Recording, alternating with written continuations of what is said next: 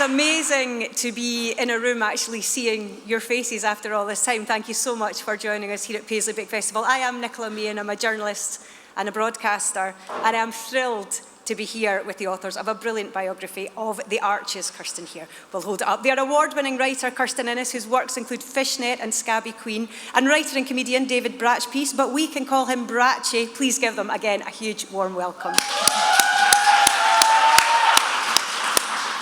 I'm sat here and I'm thinking that I think this is the first time we have been in the room together since we worked at the Arches. I did as well. As it transpires, did Yvonne, who's doing the BSL. It brings us together after all this time. The stories keep coming, which is amazing, isn't it? It's been so long. Yeah. There's no escape. No, never. You can check out, but you'll never leave. Exactly. The Eagles had it right all along. So listen, before we chat to Kirstin and David about the book and about all of the characters within the building, within the soul of the Arches, and we explore some of those stories, I'm going to just do a bit of housekeeping. So I have some things to read out for you. They will be swift, but they're very important. First of all, Paisley Book Festival is now in its third year, and it's been developed as part of Future Paisley, which is a radical and wide-ranging programme of events, activity and investment using the town's unique and internationally significant cultural story to transform its future. 2022, that is actually where we are now, is the year of Scotland's stories. And the theme of this year's festival is Stories Mak Us. So we're asking authors and audiences to reflect on the transformational power of the stories that we have in our lives, the ways they shape and reshape our identities, and they offer us support in difficult times. Following the success of the digital festival in 2021, this year's festival is a hybrid format, which means we have these in-person events, which is brilliant. But there are also events streaming live digitally on the YouTube channel, and films from a selection of the live events will also be uploaded to the channel in the days after they have taken place, and you can access all of the digital content for free. It's a bargain. We hugely appreciate the support that you've shown for the festival by coming down. If you're in a position, however, to donate anything further, we'd be hugely grateful. That would be supporting reading and writing in Renfrewshire. To do any of that, you can visit paisleybookfest.com/support. We're nearly there. Don't forget, this is key, there is a pop-up bookshop being run by Edinburgh Bookshop. So afterwards, if you fancy buying a book, if you fancy chatting to Bratchie and Kirstin, if you would like a signing, all of that is possible. I believe as you walk out of this part of the room, you'll see what all of that's going to be. It's going to make sense. David and Bratchie are going to be there, and Kirstin. David and Bratchie, there's two of you. And they'd love to chat to you afterwards. We would love you to shout about the event if you so wish. You can @Book Paisley on Twitter. You can @Paisley Book Fest on Instagram, and the hashtag is #PBF 2022. We'd love you to get involved this afternoon. We would also love any questions if you have them a bit later on. I'll chat to Bratchie and Kirstin for maybe 40 or 45 minutes or so. We'd also love to hear any stories you have of the Arches. So if you've got any questions for Bratchie and Kirstin, if you've got any anecdotes you'd like to share, family friendly, perhaps or otherwise, we'll wait and see. We'd love to hear from you later, so get your questions at the ready. In the meantime, let's get down to business. Now, Kirstin, I mentioned that this is a biography of the Arches. Mm-hmm. It's not a history. No. And it's not a detail so much of the bricks and the archways, but the people, because it was always the folk who held up the Arches with their mad ideas. Yes, absolutely. So it seemed to make sense that the way it's told, for anyone who's not read the book, we've told it's kind of laid out, it looks like a script. We copied the idea of oral history. Things like Rolling Stone magazine were doing oral histories. I think Vanity Fair did a How the Movie Clueless was made that I've always thought was kind of the inspiration for this. Which is just that you just interview everybody and put what they said in their own words. So it wasn't so much that we wrote this book as we kind of patchworked it together, really. We did all of our interviews over lockdown. I think we interviewed how many people? A lot. 50, 60 people. And we asked for some written contributions as well. And then the joy of this book was just the two of us in our separate wee lockdown cells in different parts of the country, kind of messaging each other on Slack about how we were going to weave this story together, really, through the words that people had told us. What's interesting as well is that the story is constantly evolving. It's ongoing, which is utterly wonderful. You know, even conversations like this are lovely. But Bratchie, you'd wanted to tell the story of the Archies in one shape or form for quite some time, hadn't you? For quite some time, yeah. I'd always known, I was there for a long time. I worked there for like 15 years, so like a huge chunk of my life. And I always knew, even during the time I was there, that the place had a really sort of unique story as a venue, how it all came about, and its sort of place in Glasgow, I suppose. So it is something I'd wanted to do for a while. And then especially after it closed in 2015, it was like, I was thinking it's really important that the history or the story of this place is preserved somehow. I was already hearing from like younger people, like teenagers going, oh, the Archies, I've heard about that from my mum and dad. I found myself going, oh no, this is happening now. I've become a relic, like I always feared. So I kind of definitely knew at that point it's time, the story's got to get out there. So yeah, I'd basically been writing down wee memories and stuff like that of my time in there. And I'd showed them to some people and they were like, that's really funny and stuff like that. I do stand-up as well, so I'd done a wee stand-up show about it and stuff like that. And then I hadn't like really done much else about it, and then a fate lockdown conversation changed all that. We were at a Zoom Death Disco was the club that we both worked quite closely on. Well, Bratchie worked closely on all the clubs, but Death Disco was particularly my one. And there was a Zoom Death Disco reunion. One of the guys who'd been a techie at the Arches is now pioneering sort of online club setup with kind of, it was a bit like, I think Mark Zuckerberg maybe nicked it for that meta thing that he's doing. Yeah, so this was right at the start of lockdown. We decided to have a Death Disco online reunion with two of the in-house DJs. We're doing some sets and we all had a chat room. And I was in the chat room like, guys, you'll never guess what. I've just been asked to write a book about the Arches. And Bratchie thinks he hid his disappointment really well, but I could see his wee face in his square and he was just like... Oh, Bratchie. Then I realised I'd taken on way more than I could possibly get my head round, and I obviously needed basically the Arches long-term hard drive memory over here. But, you know, David's the third longest standing Arches employee ever. He's it wasn't in with the bricks, but you know, he was pretty much so. Almost. But then so Kirstin messaged me saying, look, do you want to come on board with this? And it was just like before I had even finished reading the message, I was like, yeah, of course. Totally, it instantly made sense. And then that was us away. Like we just started contacting people like the week after that or something, wasn't it? Yeah. And I mean, we always got on really well when we worked together, so I didn't think it would be that difficult, but we hadn't seen each other for 10 years. We hadn't seen each other for, it would have been 10 years. Because we did all of this virtually, we didn't actually meet up until we did a photo shoot for the book. Yeah. After we'd finished the book. Yeah, the whole thing was done remotely. Yeah. It's incredible that it goes back, you know, that far. You hadn't seen each other and then you're working so closely, which is that sort of remote life that we've had. Aye. But also what's so lovely is within the book, you know, it's a reminder of the importance of spaces and the soul of spaces, and also the stories that unfold within our own lives within spaces. So if we go back a little bit before we talk about some of the other characters who populate this incredible building and this incredible space, tell me a little bit, Bratchie, about your own, you know, relationship to the Archies. You first went when you were at school. You were terrified. I was terrified when I first went. Not at the clubs at that point. That terrified me for different reasons later on. No, the first time I went, I was a teenager, and it was for the very first Alien War event, which was in 1992, which some of you may have attended, you might remember.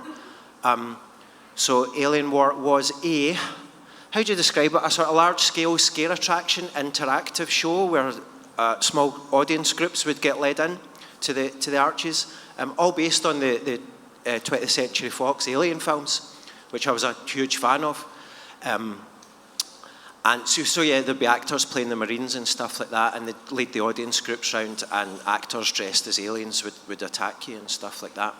So that was it was a hugely popular event at the time, and one of the first events to first put the place on the map as a venue, I suppose.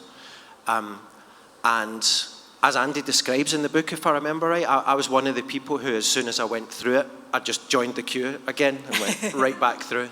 There was no booking system or anything at that point. It was quite chaotic, but I fell in love with the place immediately.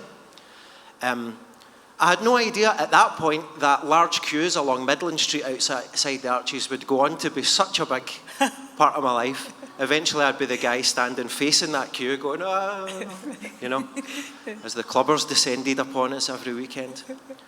So that was my first introduction to it, and then I went to some theatre shows with school, my school drama class actually, and then, yeah, as a clubber, later on I suppose. And then started working there in the cloakroom in end of 1998. And to be honest, at the time, my only motivation at the time was I saw an advert for the job in the back of the List magazine. And at the time, I just thought, oh, I love the Arches. Like, I'll do that for a Christmas to get some cash, and it'll be fun. And 15 years later, I was still there. So it's an example of the kind of power of the Arches, I suppose. That, you can never leave. Yeah. There's also within that story, which is very much in the early life, so 91, it comes into being, 92, we have Alien War, and there's a great story within this. There's a reflection or a recollection of something which I think is at the heart of so much of what magic happened in the Arches. It's the idea that it's not about chancers, but it's always about taking a chance. And the co-creators of Alien War, Gary Gillis and John Gorman, got in touch with, they reckoned, someone at one of the big film companies. Kirstin, tell us a bit about that, because for me it was just a brilliant, it's almost like, why not? That's always been the question. They were Bratchie actually did that interview, so he's probably better placed to tell that story than me, because I've just kind of read the transcripts afterwards. But they got in touch with someone at 20th Century Fox, right? 20th Century Fox. Yeah, they've just basically cold called them. We're just two wee guys from Glasgow. Yeah, just like sitting in a flat, go and phone them up, like brass naked, you know what I mean? And they phoned them up and got put through to a few various people, and they were basically going, we've got this idea for a scare attraction, and we want actors dressed up as the aliens. And they were speaking to this American guy who was just kind of like, yeah, this sounds great. Like, fax me, he said, send me a fax. So they did, and he got back to them, and it was the president of 20th Century Fox. And so he okayed it and gave them the license to use all the actual imagery from the films and stuff like that. And what was interesting, because in my memory, right, from attending Alien War, it was like quite a high-tech event and all that sort of stuff. But that's just sort of the way weird memory, how like memory plays with you, because I realised speaking to them that it wasn't high-tech at all. They were just sort of, you know, finding stuff out of skips and attaching it to the wall and spray painting it and stuff like that. So I think that shows how well they did that. Yeah, people remember it as this big sort of high-tech thing, but it actually wasn't. It was just a couple of guys who had chanced their luck with the president of 20th Century Fox and got away with it. We did find out one of the notes in the book that one of the actors inside the alien costume was Alex Kapranos from Franz Ferdinand. Ferdinand as well. Connections everywhere. So Kirstin, when did you first set foot, and what was your history after that with the Arches? Do you remember? I'd been clubbing there a couple of times, and I'd been to a fashion show once, but I turned up, moved to Glasgow for a job, and I was taking over from Nicola. That's right. So walked you right. I had just turned 24, and I would not have got the job if the Arches weren't doing a thing where they decided not to put dates of birth on the application forms, I was told later, because they hadn't realised how young I was. And I had totally bluffed into this job. And then Nicola was doing the handover. We were press manager. Nicola was handing over to me, and then I found out that Nicola had previously been Alison Goldfrapp's PA, and I was like, I am way in over my head here. I am 100% not cool enough. I'm going to get found out and put back on the bus to Aberdeen right now. Right? That's what's happened to me. And it was nothing of the sort. You were absolutely, it was brilliant. Yeah. It's but yeah. So I started as the world's least experienced press and publicity manager, and oh my goodness, that was a massive learning curve and a shock. I basically I was staying in a flat one block up on Argyle Street. I didn't see daylight for the first 6 months because I would walk to work every morning. The buildings on Argyle Street were so big, and I was so determined to prove myself that I felt like I was staying up studying who the DJs were, trying to learn everything about experimental theatre, Samuel Beckett, whatever gigs we had coming up, all the different kinds of clubbing music. I was just a wee indie kid before this, and it changed everything I thought I knew, actually. It was a massive education in everything. It was a massive education in how it's possible for artists to create work and experiment on tiny, tiny, tiny budgets. It was a massive education about dance music. They took me to see Green Velvet playing in Pressure on my first week, kind of insisted that I go, and I was like, oh, right, this is what all this was about, got you. But it was also, so our boss there, we've mentioned him by first name. The man who set up the Arches was a guy called Andy Arnold, and he was all of our bosses when we started. And Andy sat me down on my first day, and he said, so the thing about this place that I need you to understand is that artists need the right to fail. And I've never forgotten this, actually. So he set up the Arches, and he created this, well, he didn't, as it turns out. He assembled a team who were able to create this model whereby they would use these huge spaces to put on gigantic clubs, but all of that revenue would go into funding an arts programme, funding rehearsal space for artists, for theatre makers, funding experimentation, a space for failure and experimentation and trying again. He said nobody springs fully formed into, bam, their first amazing, massive Arts Council fund West End show. Everybody's got to have somewhere where they can do it, and the Arches was that. So, yeah. Well, speaking of Andy Arnold, the book is dedicated to lots and lots of people, but most of all for Andy. Now, we do have a couple of books here. As you see, the books do, to some extent, read like a script. We're kind of talking about the early-ish days of the Arches at the moment. Now, Kirstin and Bratchpiece are going to do us a little bit of a reading now. Do you want to tell us a little bit more about it, or set it up before we get into this? Yeah, so it's a bit difficult. I do book festival events where I'm just reading my own words, but when we thought about doing this, we're like, well, none of this is our words, so what do we do? But we picked out a couple of little bits that give a really good flavour, I think, of the Arches. So Bratchpie's going to be playing Andy Arnold. Do you want to tell us a little bit about your character, Mr. Bratchpiece? So I'll play. All I'm going to say is Kirstin insists is that I do the accent. And Andy's a Londoner, so I'll try my best. London via Motherwell. And I'm playing Laurie Frater. Now, Laurie Frater is somebody that none of us who worked at the Arches, I mean, I started in 2005, you were 2004, Nicola, you were 99. None of us had heard of Laurie. And it wasn't that she'd been written out of the story, just that the story was so ongoing and shouting so loudly. But it turned out, so at this point, Laurie is, she's a kind of a nice 23-year-old who basically came up with this whole thing. She was Andy's first general manager, and she is the person who came up with the idea that the clubs and things like Alien War would fund it was more of a socialist agenda. She was putting on opportunities for plumbers, for ex-prisoners and things as well. But it was all Laurie. It was all this 23-year-old who none of us had actually heard of until this point. So I'm playing Laurie and Andy's playing. Sorry, I've been going on way too much. Okay.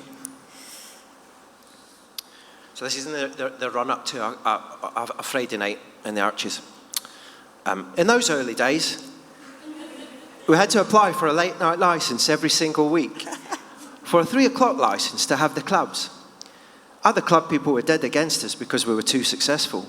They hated us. And there was a lot of corruption, I think, in the whole licensing committee and so on. They were listening to the powerful club people. Some of the other clubs were not happy with us because we were so popular and so successful.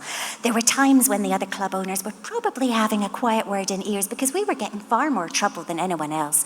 There was this time, not long after we'd taken over the franchise of the bar. And suddenly building control came and visited.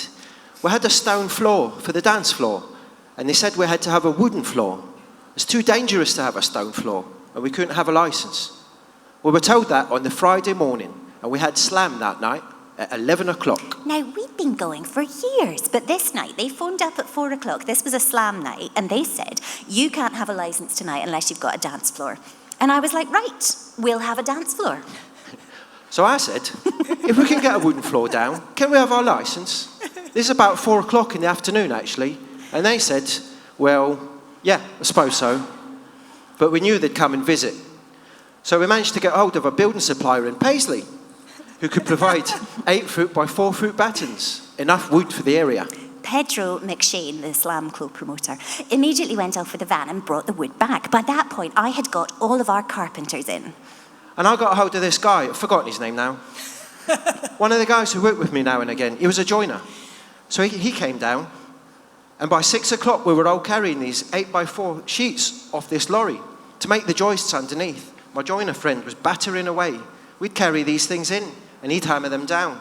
And we had to paint them all black. We also had a theatre production on, and the dance floor had to go into the arch opposite the theatre production. So the carpenters were laying the bits of wood, and as they were laying the wood, me and Jenny Rothwell were painting the wood. So we were going in, they were going out, we were painting, then we'd all stop when the theatre had to go back on again, then we were all painting. About 10:30 at night, we'd done it. When the police turned up at 11 o'clock that night, there was this beautiful brand new dance floor.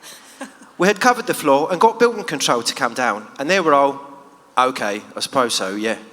It went away. And we got our licence. The only thing was the paint hadn't dried by that point. I think we opened it late, about 11:30 or something. There was a queue outside, but that was it. We opened the doors, and in those days, people used to really dress up all the time, especially slam nights. As the nightclub went on, it got very, very warm, and everybody got covered in black paint. But those were just the kind of things we had to do. It was extraordinary, but it was that never say die thing. Oh. You know, I think that sort of sums up the Archie's ethos. Yeah, all the way Quite through. succinctly, actually. Nothing changed from there on. Yep.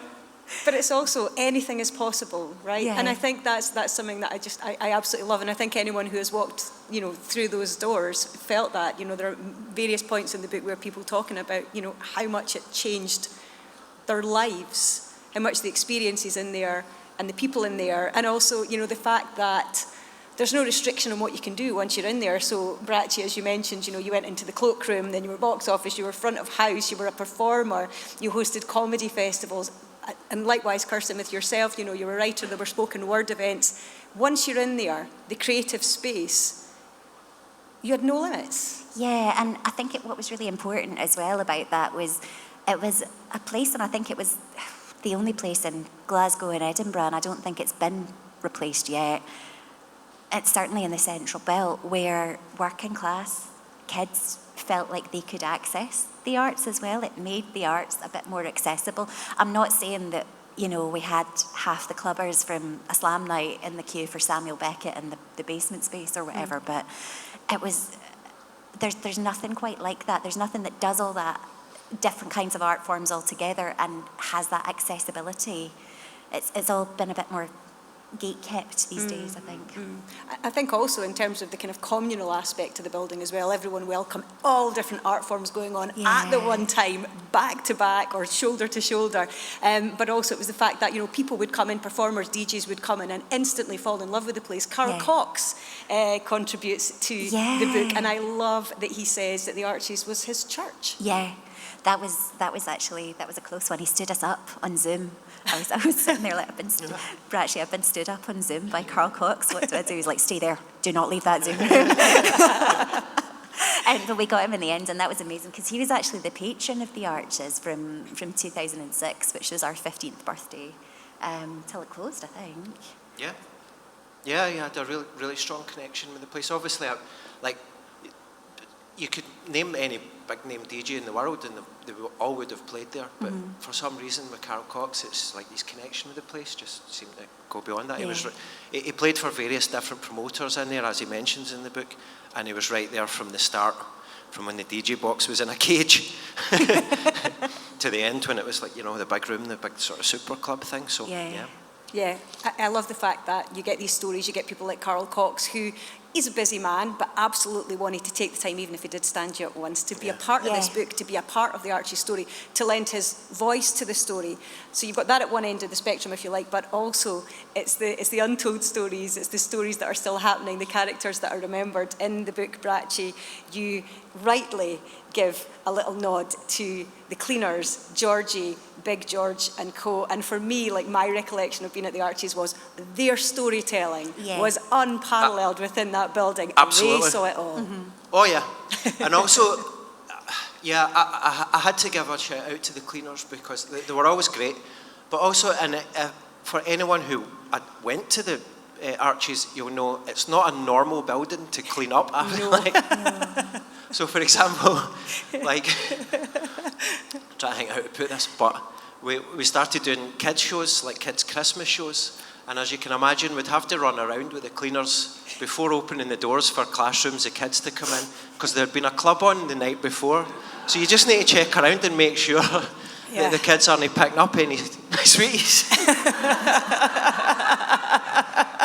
Do you know what I mean? Yeah. And then that afternoon they're in the class listening to Underworld or whatever, waiting for the beat to drop.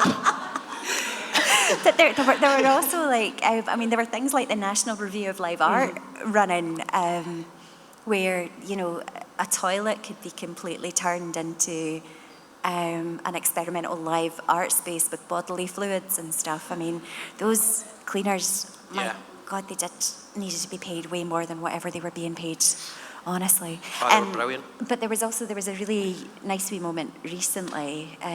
So it's a wee bit of a sad story actually, but I got contact. So the original cleaner in the Archies was Roseanne, so she was there right from the early days. And the building was even rougher back then. You know, that was like before the smoking ban, so you can imagine the absolute nick it was in. Actually, I think it smelled worse after the smoking ban. It actually did. There was a mask at least. It actually did. But Roseanne was amazing. Very, like, Glasgow woman, and like, she was great, hilarious. So I recently got contacted by her son Mark, and he said, "Listen, Roseanne, my mum's in hospital, so I really want to read her the book because she hadn't read it." So I met up with him and I gave him a copy, and he basically read her the whole book. As she was in her hospital bed, he just sat at the side and read the whole book. And then sadly he messaged me really recently saying, "Listen, just to let you know, my mum's passed away, but he did get a chance to read her the whole book." And she said, "Thank you very much," because they got a chance to sort of catch up and reminisce as well. And I think it was a really beautiful moment for both of them. That was essentially one of the final things they did together before she passed away. So it really, shout out to Roseanne and her family. That was really heartwarming to hear. But also, you know, that's why it's so important to capture these stories, to have these voices, because it's one thing to sit on Zoom and reminisce or to, you know, to catch up, but it's another thing entirely to be able to pass it on to your family like that. And also the fact that, you know, for again, every one story that's in there, it's a launch pad for lots of others. The cleaners, Georgie who eventually made the headlines at one point. Georgie did, yeah. She did actually clean up a National Review of Live Art installation midway through a National Review of Live Art. Mrs. Mop gives art the chop. Yeah. You wouldn't have let that happen. This was my inexperience. That was like my first thing. Honestly, crowning glory. I remember the headline even now. Because no one had told her, and I mean, the place was smeared. Yeah, it had been smeared. It was toothpaste, fortunately. I mean, the National Review of Live Art had piss and bloodletting and things in it sometimes, so fortunately it was just toothpaste. Had been smeared all over the mirrors and nobody let her know though, which... Georgie. One of the other things that I love about the book is that we hear about the early days of, you know, Cora Bissett, who's gone on to, you know, make stunning music, make stunning theatre, writer, director, National Theatre of Scotland now, talking about how Andy Arnold just says, "Look, I've got a few grand, just go do something." She's not done anything before, absolutely jumps in, it's that chance. But it's also the fact that every part of the building and every part of, you know, people who were in there were creative. So you've got Neil Walker, absolutely lovely designer, designed this, made this, did the marketing. And he says something really lovely within the book, because I remember I would sit next to him, you'd be the same, Kirstin, and he'd always be making posters and flyers and what do you think about this? And he speaks about the fact that for him as an artist, you know, Glasgow became the exhibition space, the subway, the lamppost, you know, absolutely. So his art, if you like, was out there for everyone. And I think, again, that just underscores the kind of Archie's ethos, doesn't it? Yeah, when Neil and I were working on Death Disco, when it was in its early days, and it was our in-house club, it was quite exciting for both of us because I was a writer doing press work and Neil was an artist doing design work. And the two of us together, we were like, we've got this whole club. that we can just create language and pictures for, and that's part of our job, and we're going to put it up all over Glasgow. I've got an email inbox with 15,000 subscribers who want to hear me doing some sort of nonsense where I pretend to be a German techno artist for, I don't know. But we were allowed to play as much as anything. I mean, I remember one time there was a big argument going, and it wasn't all happy families. I mean, I think the music programmer and the theatre programmer at the time were having a massive argument in the office space. The rest of us were all just kind of about who got to use the space for their programme. The rest of us were all kind of keeping our heads down, and suddenly Robert Miles' Children blasted out throughout the space. And what had happened was the techies had been experimenting with this new mega speaker, and they came running in giggling because they got it all the way down the bottom, and they were like, "Can you hear that in the office?" Yes, you can. And then our artist in residence entered the room on stilts, and all these things happened within like a 5-minute period. You're just like nodding quietly. No, it's just reminding me of how stuff like that wasn't uncommon, just this sort of beautiful chaos going on a daily basis. Yeah, just people with stilts would walk past you, or when Cora Bissett came back to, what performance was it, and it was getting interrupted by bursts of gunfire from Alien War. That was Nick Keane's one, I think. And whatever gets you through the night was Cora's, but there was like some Irish. That's right. There'd been a corporate rent to, I think they thought it was Irish Celtic folk songs, yeah, and it turned out to be an IRA kind of support group. And they started singing really, really loud songs in the space right next to this theatre show, which was all delicate moments that are supposed to happen between 12 and 4. It's all in the book. It's all there, all the details. And you've got someone like Kieran Hurley. I think you're even going to maybe do a little bit of another inhabitation of another character, because, again, someone who starts working in one role is shredding tickets for Archie's Live 1 year and goes, right, no, by next year I want to be a part of this, I want to be performer, and harnesses that. That's right. So Kieran just started in the same way. He started in the cloakroom and as a front of house usher and stuff. I think it might have been even me that hired Kieran, now that I'm thinking about it, because I was front of house manager at the time. David Bratchpiece, I made Kieran Hurley. Just getting that out there just now. Festival exclusive. You're getting a cut on all future it might not Beats franchise, merchandise and royalties. And so he worked, and he sort of was a member of staff that sort of crossed those boundaries, where he worked in the cloakroom but was also involved very creatively and stuff like that, and obviously as time went on that paid off for him. The talent was recognised. So I'll do a wee reading. I've forgotten what page it's on. Oh no, how unprofessional. You said yours was a few pages on from it was, I've just remembered. Hold on. 174? It's 158, yeah, I've got it. So this is Kieran. Should I do his accent as well? You've got to ask Kirstin. Okay. She's directing you. It's an Edinburgh accent, but it's pretending to be a little less posh than it is, isn't it, Kieran Hurley? I love Kieran. So this is Kieran from his time. This is him basically describing his time working in the cloakroom, I guess. And he's describing a few, in case you're not familiar with him, he's going to talk about different club nights in the Archies of different types, which he was sort of working in the cloakroom for. Okay. If I say Inside Out, a lot of these people aren't from Glasgow. They're from East Kilbride, or they're from further out still, and they're getting the train in, and they're getting a hotel, and it's like they've really saved up for this one night, and it's the one big thing of the month, and they're going to absolutely blow out. But everyone they meet is going to have a brilliant night as well, and they're going to spend all their money. And that is the decision that has been made. Whereas it's much less like that if you live in Garnet Hill and you're 19-year-old, do you know what I mean? Your archetypical punter at Death Disco was a 19-year-old art student who's taken pills for the second time in his life and is absolutely flying and is disgusted at you for not knowing where his coat is, even though it's him that's lost his ticket and his face is all gurning. Whereas at Pressure or Inside Out, you've got a hardened pillhead who's taken 8 times the drugs that art school student has, who's in absolutely every bit of a state of crisis because he's not got his jacket and he doesn't know where his mates are and he doesn't know how to get home, but he's just like, that's all right, I'll chat to you. Cloakroom guy, sound as fuck. I'll chat to him. And that's his response to the situation. So the character of each different night was entirely different. To be honest, I actually think, in retrospect, that's part of what got me going more to Pressure than going to Death Disco. Because Death Disco was marketed at people like me, arty, studenty folk. And I think it gave you a sober perspective on what those two different scenes were. It made one of them much more appealing than the other, I think. My interest in UK rave as a cultural moment was something that I developed and grew through the Arches. It was absolutely inspired by clubbing, which was my generation's articulation of the subculture. There was something about how the Kill the Bill scene spawned that kind of party protest movement and Reclaim the Streets and all that kind of thing. And it sort of like influenced the culture and shape of direct action and anti-capitalist activism for generations after that.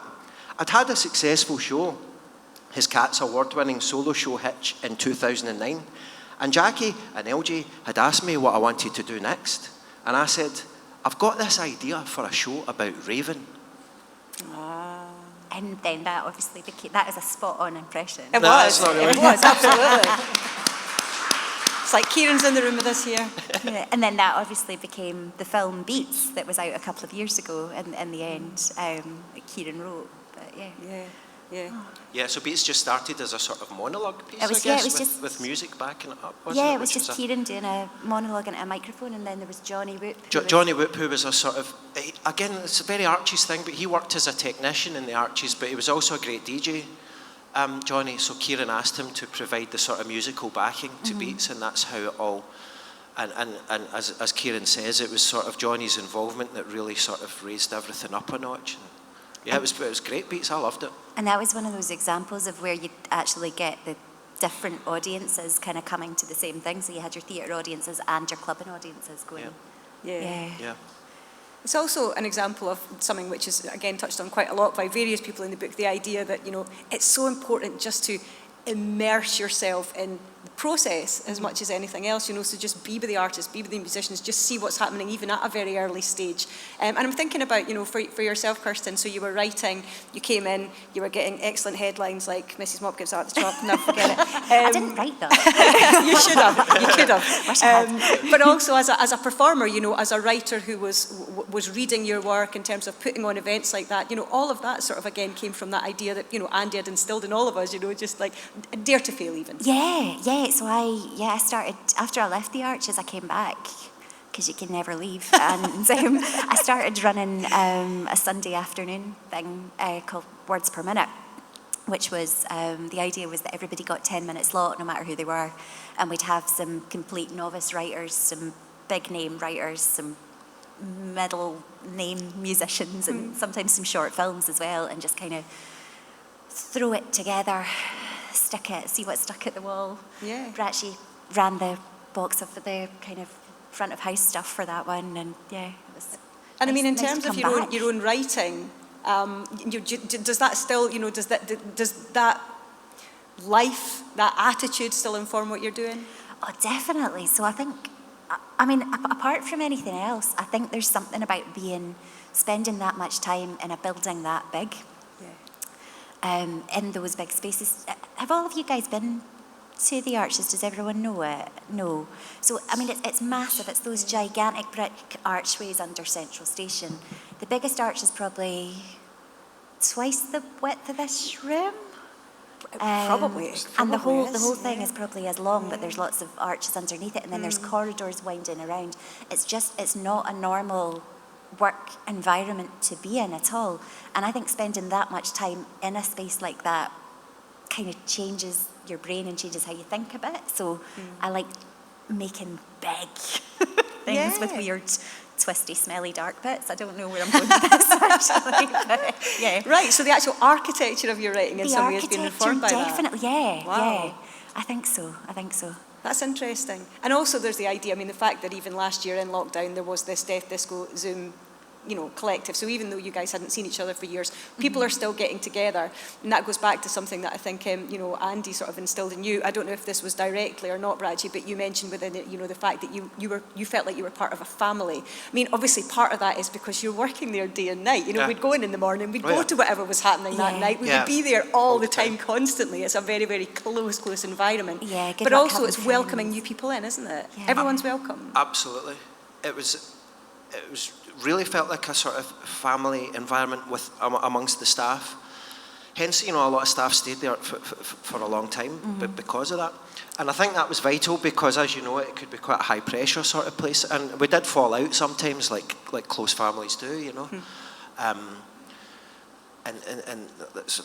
that sort of chaotic environment. But really close-knit bunch of people, and everyone welcome. Yeah, it was great. I don't think I've worked anywhere else that's been quite like, I've worked in a good few venues and stuff like that, and with good teams and stuff like that, but nothing quite as intense, but in a good way, as the Arches. I went from the Arches to the List, and I was kind of, the List magazine, and I was kind of shell-shocked actually, because I really missed that sort of warm, bickering, everybody getting in your face, staying till hours afterwards, playing together. It was a totally different work culture. But everybody, I mean, we interviewed people who worked there in the early 90s. We interviewed people that worked there in 2015 when it closed. Almost everybody comes back to that word family quite a lot. But we're really careful to say in the book as well that this is by no means a definitive book of stories about the Arches. I mean, both of us have had slightly huffy messages from people who we didn't manage to include in the book since. But it's just you'd be hard pushed because there's a lot of people have been through those doors. They need volumes. Seriously, it's kind of, but it's the sort of place that something about whether it's the architecture or the people who it attracted or the idea of a kind of play space for fail or both or all of it. People have got stories about it. Everybody's got an Arches story. There's a couple of things I want to mention briefly, and then if you've got any questions, we would really love to hear from you. I'm sure Kirstin and Bratchie would love to hear that, or memories. The first thing is, I'm going to get you to do another little reading briefly, because you're not getting off the hook because you made Bratchie do it too, Kirstin. But I also do just want to mention, we mentioned Neil Walker. I feel like since we're in Paisley, we also have to mention Paisley Buddy, the brilliant Jean Cameron, who was a huge part of the Archie's story as well. Jackie Wiley, who was latterly the artistic director, took over from Jean's Andy. Here. Oh, Jean! You should be up on the stage. There she is. Oh, hello. Oh, God. Hi, Jean. There she is. Your ears will be burning. Because again, it's just that thing where everyone had a really, really interesting outlook. And one of Jean's things, which I think, you can correct me if I'm wrong now, Jean, actually, since you're in the room, was the fact that hugely inclusive, but also it was never parochial. It was always a really international outlook that the Archies had. And that was something that I feel like Jean in particular, really instilled. Yeah. Thank you. Round of applause for there you go. How about that? I'm going to read, is Kirstin Bailey here, seeing as we've got another Paisley buddies? Paisley. No. So I didn't know Kirstin. She worked with Bratchie on the box office after I'd left. And I met her at the book launch after I decided to read this. But she just submitted this as a piece of writing to us. And I think it's not only an amazing piece of writing that I wish I'd written, but it's also a really good summing up of what the Arches was. I think it gives you a really good idea if you weren't. I stood in as a plant for Alien War when an actor phoned in sick last minute. I had to act as a member of the public, taking part in the tour, and when we got stuck in a staged elevator, an alien grabbed me and I had to scream and shout as I got dragged away into the darkness. Just an average day working in the Arches. The energy reverberating around the building from the National Review of Live Art. Artists rehearsing their weird and wonderful art, the bustle from the bar, techies marching around the building with a sense of urgency similar to MI5, managers conversing through radios, DJs I loved arriving, gigantic speakers being rolled out to which tunes would pour out from later. The steady descent into minimal techno. I knew I belonged. I couldn't tell you most of the actors' names or the theatre companies that I've witnessed throughout my time. I've seen hundreds of shows, and when I think about all of them, they all blend together like a lucid dream montage, which I'm pretty sure was half the artist's intent. A woman slapping people with fish. Yvonne, by the way, has just told us that she saw that show. People braiding hair into plants. A lady in a dark room with a Miss Piggy mask on, shaving her legs erotically and very slowly. I've seen burlesque routines frozen while groups of people sketched tasseled nipples. 2001, A Space Odyssey screening with an alternative techno soundtrack. A show about a plastic bag accompanied by feral, dreamlike visuals.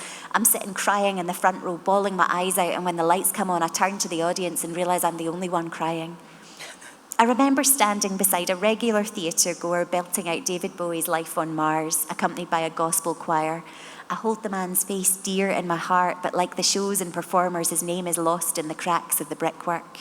We held hands as we sang with the choir, and then after we nodded politely, not knowing quite what to say to each other. I remember a WWF-style immersive wrestling match, and whatever gets you through the night, a wonderful Glasgow musical by Cora Bissett, where the audience sat on old subway seats while we were graced by a ballet dancer dancing to a song about chips and cheese. I've seen John Cooper Clarke orate deep in the main arch, and Peter Hook from New Order talk for hours about his time running the hacienda. I've witnessed performers climbing ladders to peel vegetables at Death Disco while clubbers mingled and winched to the beat, while carrot peelings like trippy confetti fell on horny clavicles. I especially loved to see the arches hired for corporate events when the crowd couldn't comprehend what they were witnessing and didn't know how to react. People adrift from their comfort zone, forced to float for a while in the queasy unknown. That's what the arches did best. It allowed worlds to overlap, theatre spilling, sometimes intentionally, sometimes by accident, over into club nights, or people having a quiet drink in the foyer bemused by live art radiating through the glass entrance from the main arch. A group of young lads waiting for Alien War to start take a glimpse into a rehearsal room for an Alcide performance. Oh. When the Arches was finally forced to close, the Guardian's Lynn Gardner had written, "If there is no way back, its loss will be felt for years to come." And it really is thinking about that, hearing those, thinking about our own time in the building. But my goodness, it's such a pleasure to keep talking about it and keep celebrating it. So thank you so much, honestly, for the book and for the stories and capturing those voices, because a lot of them might be lost otherwise, and it's so important. Anyway, do you have any questions? Because I've got plenty more, but we would love to hear from you rather than me rambling on if anyone has anything to ask, or just even tell Kirstin and Bratchie. Hi, yeah, that was quite a fantastic list of events that went on there. I don't know if this is on. I was wondering what your favourite or weirdest little event was. Your favourite weirdest... If you could sum it up. Or memorable events. That we were involved with there or attended, or just anything during the time? Yeah. Oh my goodness, there is a lot. I've got one, which was a show called I Confess, which we did for the 15th anniversary, so this was 2006. There were two shows actually round about that time. Andy was into one-on-one theatre, and I kind of forced him to celebrate the 15th anniversary. He's like, I'm not doing that, no. Not celebrating an anniversary with the young ones. What? Said about ever the punk. 58 at this point he was. But yeah, so he said, right, okay, I'm going to do a show in the toilet. That's what I'm going to do. I'm going to charge people a penny for it. It's going to be called Spend a Penny.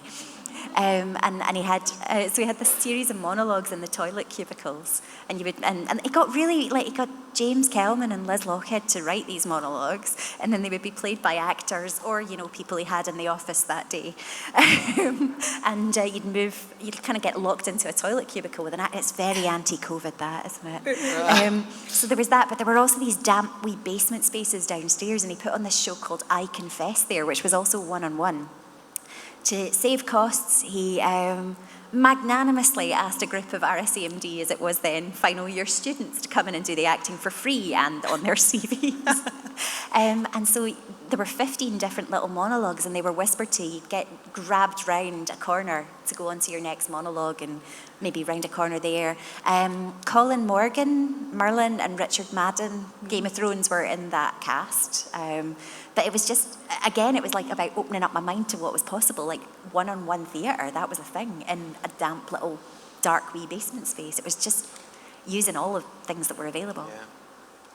I've just thought of one, which is a wee story about, and Nicola might like this as well because I know you're a fan of Motown. Okay. But I loved it when there were sometimes gigs by some of the kind of old Motown soul and funk legends, and I absolutely loved those nights. It was just great energy, and it was great sort of meeting those people. So one of my favourite, definitely one of my favourite ones was, again, she passed away recently, but when Ronnie Spector did a gig, and oh man, she was unbelievable, just an incredible presence, an incredible aura. And we were all sitting in a sort of semicircle. This is sort of just after the sound check in the afternoon. And just through the sheer force of her personality, we ended up just sort of sitting in a semicircle around her as she told stories about like Motown and Bruce Springsteen and stuff like that. And it was great. But then later on, when it came to the actual gig time, to the stage time, I was escorting her up to the stage. And it was the Arches was sometimes an awkward setup for live music. Just because of the shape of the building, because it's just, it's not a purpose-built venue, it was just built into railway arches. So depending on the setup, we sometimes had to take acts actually outside the building and along a sort of wee lane, which wasn't the nicest, and then sort of back into the back of the stage. So I was like, right, I better make sure everything's okay. So I was escorting Ronnie Spector to the stage, and as we went out, she was like, "Can I take your arm? Can I take your arm, sir?" she said. And I said, "Yeah, of course." So, and it was sort of raining a wee bit, so I was like holding an umbrella, arm in arm with Ronnie Spector, Motown legend, as she told me more stories about Bruce Springsteen, randomly enough. And I was just kind of like, that way, it just kind of Pinch yourself. was like, this is a pinch yourself. This is what an unbelievably surreal moment this is. Yeah. And absolutely loved it. That was So that's the a wee thing. favourite moment. It was the scale of the building. It could be utterly huge. It could feel like not even a church, a cathedral at some of the clubs, and yet other times it was so intimate. Candy Staten, I remember, played as well, Toots and the Maytals, and whoever it was, because of the way the building worked, you'd inevitably see them. They'd be there, and it was just so bizarre, but it just fitted. Everyone fitted in. Are there any more questions? Thank you. Do you think there could ever be anything like this again, considering the building was so integral to everything that went on, with how this worked, and obviously that's not really there now? I personally think not quite. There's other sort of multi-purpose venues, obviously, and SWG3 springs immediately to mind, like places that do a bit of theatre, a bit of live art or exhibitions, clubs. But it's just not quite the same, is it, somehow? Yeah. It's something to do with, like Kirstin said earlier, the actual physical shape of the building.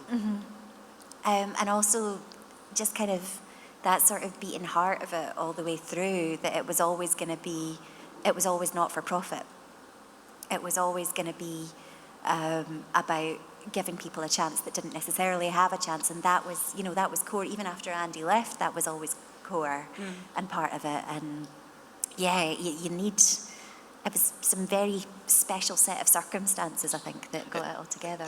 And also just the sort of time, the sort of wee bubbling time that it occupied, especially coming up through the 90s and all that. I just think it was the Arches was obviously quite a renegade sort of place. I don't mean that in a bad way at all, It just had that sort of punk spirit to it, I guess. Yeah. And I just think we live in kind of more regulated times now, and I just couldn't get away with It did with a lot feel, of that stuff anymore. that could only have happened in Glasgow at that point in time, coming off the back of the city of culture, with all of the opportunities, and also just the fact that, clubbing culture was in its ascendance. You had someone like Andy at the heart of it, whose kind of punk, the punk spirit just infiltrated everything, the theatre, the art, the lot of it.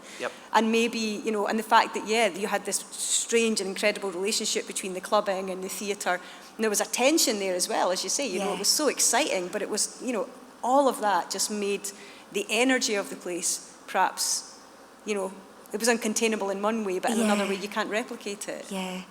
I mean, apart from anything else, people have commented that if there was minimum wage when the Arches was starting up, they wouldn't have been able to do it. To be fair. A lot of people were just kind of pitching in when they could, what they could. I think even like they had like a deal with the electrician where I can't remember what the electrician was getting, but was it free clubbing passes, and he did I think the they just gave him a space to sort of have a wee, like, a base there. A wee base or something, and then he would do the wiring for them, that sort of thing. It was all, let's do the show right here, kind of. Really nice, yeah. I suppose given that, and given that, it's heartbreaking in a way that we can't just walk back in there and we can't, be within that building and feel that energy again. To end on a positive note, this sort of legacy is probably the wrong word, but the impact of what happened there is, reels on in all sorts of directions with Andy at the Tron, with Jackie Wiley and Cora Bissett at the National Theatre of Scotland, with things like, within your writing, within you being a performer, it's everywhere, and everyone who's been touched by that takes that in whatever direction they're moving. Yeah, we had a conversation about how we were going to properly end the book, because obviously we get to the end, there's a death of Regan McCall, an underage girl within the club, and then the licensing board just slowly clamping down, or very quickly clamping down on the building, being determined to shut it down. And in that final chapter, we've got people's reminiscences of those things as they happened, and we thought we didn't really want to leave it on that particular doors closed for good June 2015 kind of note. So we did a final chapter called Bits and Pieces, which is a little Arches Clubbing anthem reference. It is an anthem. Which was just little bits of people's stories that we couldn't fit in anywhere else, just everybody's Arches stories, because it does seem to have gone on beyond the brickwork to the stories now. So yeah, it's taken on a life of its own, which is brilliant as well. Yeah. Well, the hour is up. Thank you so much for listening and allowing us to think back on an incredible space and an incredible place and time.